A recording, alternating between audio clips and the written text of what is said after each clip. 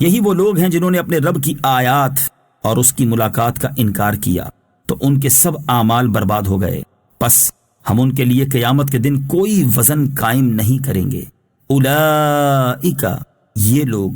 تفسیر صراط الجنان میں ہے، ارشاد فرمایا کہ کثیر نیک اعمال کے باوجود خسارے کا شکار ہونے والے یہی وہ لوگ ہیں جنہوں نے اپنے رب عز و جل کی آیات اور اس کی ملاقات کا انکار کیا، رسول اور قرآن پر ایمان نہ لائے اور مرنے کے بعد اٹھائے جانے، حساب، ثواب اور عذاب کے منکر رہے، تو ان کے سب اعمال برباد ہو گئے اور انہیں ان اعمال پر کوئی ثواب نہ ملے گا۔ فلا نقیم لهم یوم القیامت وزنا، پس ہم ان کے لیے قیامت کے دن کوئی وزن قائم نہیں کریں گے۔ تفسیر صراط الجنان میں ہے، وزن قائم نہ کرنے کا مطلب یہ ہے کہ قیامت کے دن ان کے ظاہری نیک اعمال کی کوئی قدر و قیمت ہوگی اور نہ ہی ان میں کوئی وزن ہوگا، اور جب میزان عمل میں ان کے ظاہری نیک اعمال اور کفر و معصیت کا وزن ہوگا تو تمام ظاہری نیک اعمال بے وزن ثابت ہوں گے، کیونکہ نیک اعمال کی قدر و قیمت اور ان میں وزن کا دار و مدار ایمان اور اخلاص پر ہے، اور جب یہ لوگ ایمان اور اخلاص سے ہی خالی ہیں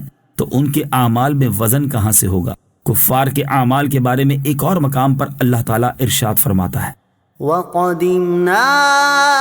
إِلَى مَا عَمِلُوا مِنْ عَمَلٍ فَجَعَلْنَاهُ هَبَاءً مَنثُورًا۔ ترجمہ، اور انہوں نے جو کوئی عمل کیا ہوگا ہم اس کی طرف قصد کر کے باریک غبار کے بکھرے ہوئے ذروں کی طرح بے وقعت بنا دیں گے جو روشن دان کی دھوپ میں نظر آتے ہیں۔ اور حضرت ابو ہریرہ رضی اللہ تعالیٰ عنہ سے روایت ہے کہ نبی اکرم صلی اللہ تعالی علیہ وسلم نے ارشاد فرمایا، قیامت کے دن ایک بہت ہی موٹے تازے آدمی کو جب اللہ تعالیٰ کی بارگاہ میں پیش کیا جائے گا تو اتنا بھاری بھرکم ہونے کے باوجود اللہ تعالیٰ کے نزدیک اس کا وزن ایک مچھر کے پر کے برابر بھی نہ ہوگا، اور فرمایا کہ یہ آیت پڑھ لو، فَلَا نُقِيمُ لَهُمْ يَوْمَ الْقِيَامَةِ وَزْنًا۔ ترجمہ، پس ہم ان کے لیے قیامت کے دن کوئی وزن قائم نہیں کریں گے۔ اعمال میں وزن سے محروم ہونے والے لوگ،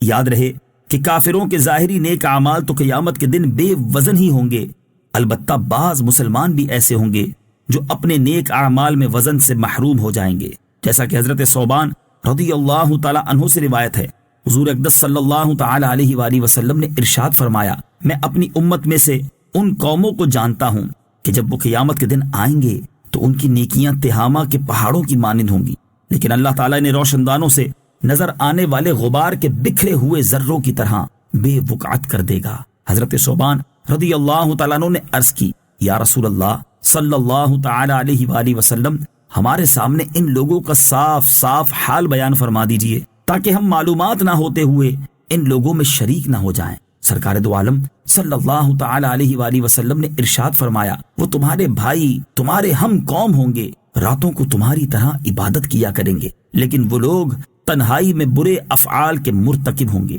اور حضرت ابو حذیفہ رضی اللہ تعالیٰ عنہ کے آزاد کردہ غلام حضرت سالم رضی اللہ تعالیٰ عنہ فرماتے ہیں، رسول اللہ صلی اللہ تعالی علیہ وآلہ وسلم نے ارشاد فرمایا، قیامت کے دن کچھ لوگ ایسے آئیں گے کہ ان کے پاس تہامہ کے پہاڑوں کے برابر نیکیاں ہوں گی، یہاں تک کہ جب انہیں لایا جائے گا تو اللہ تعالیٰ ان کے اعمال کو روشن دان سے نظر آنے والے غبار کے ذروں کی طرح بے وقعت کر دے گا، پھر انہیں جہنم میں ڈال دے گا۔ حضرت سالم نے عرض کی، یا رسول اللہ صلی اللہ تعالی علیہ وسلم، میرے ماں باپ آپ پر قربان ہو جائیں، ہمیں ان لوگوں کا حال بتا دیجئے۔ ارشاد فرمایا، وہ لوگ نماز پڑھتے ہوں گے، روزے رکھتے ہوں گے، لیکن جب ان کے سامنے کوئی حرام چیز پیش کی جائے تو وہ اس پر کود پڑیں گے، اللہ تعالیٰ ان کے اعمال باطل فرما دے گا۔ اور حضرت ابو سعید خدری رضی اللہ تعالیٰ عنہ نے فرمایا کہ قیامت کے دن بعض لوگ ایسے اعمال لائیں گے جو ان کے خیالوں میں مکہ مکرمہ کے پہاڑوں سے زیادہ بڑے ہوں گے، لیکن جب وہ تولے جائیں گے تو ان میں وزن کچھ نہ ہوگا۔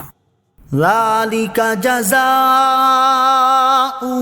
جَهَنَّمُ بِمَا كَفَرُوا وَاتَّخَذُوا آيَاتِي وَرُسُلِي هُزُوًا۔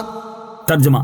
یہ ان کا بدلہ ہے جہنم، کیونکہ انہوں نے کفر کیا اور میری آیتوں اور میرے رسولوں کو ہنسی مذاق بنا لیا۔ ذَلِكَ جَزَاؤُهُمْ جَهَنَّمْ، یہ ان کا بدلہ جہنم ہے۔ تفسیر صراط الجنان میں ہے، ارشاد فرمایا کہ یہ جہنم ان کا بدلہ ہے، کیونکہ انہوں نے کفر کیا اور جس چیز پر ایمان لانا اور جس کا اقرار کرنا ضروری تھا اس کا انکار کیا، اور انہوں نے قرآن پاک، اللہ تعالیٰ کی دیگر کتابوں اور اس کے رسولوں کو ہنسی مذاق بنا لیا۔ اس سے معلوم ہوا کہ تمام کفروں سے بڑھ کر کفر نبی کی توہین اور ان کا مذاق اڑانا ہے، جس کی سزا دنیا اور آخرت دونوں میں ملتی ہے۔ اہل حق علماء کا مذاق اڑانے والوں کو نصیحت۔ حضرت علامہ اسماعیل حقی رحمت اللہ تعالی علیہ فرماتے ہیں، یاد رکھو علماء انبیاء کرام علیہ الصلوۃ والسلام کے وارث ہیں اور ان کے علوم انبیاء کرام کے علوم سے حاصل شدہ ہیں۔ تو جس طرح با عمل علماء انبیاء اور مرسلین علیہ الصلوۃ والسلام کے اعمال اور علوم کے وارث ہیں، اسی طرح علماء کا مذاق اڑانے والے ابو جہل، عقبہ بن ابی معیط اور ان جیسے دیگر کافروں کے مذاق اڑانے میں وارث ہیں۔ اس سے ان لوگوں کو عبرت حاصل کرنے کی شدید ضرورت ہے جو میڈیا پر اور اپنی نجی محفلوں میں اہل حق علماء کرام کا مذاق اڑانے میں لگے رہتے ہیں۔ اللہ تعالیٰ انہیں عقل سلیم عطا فرمائے۔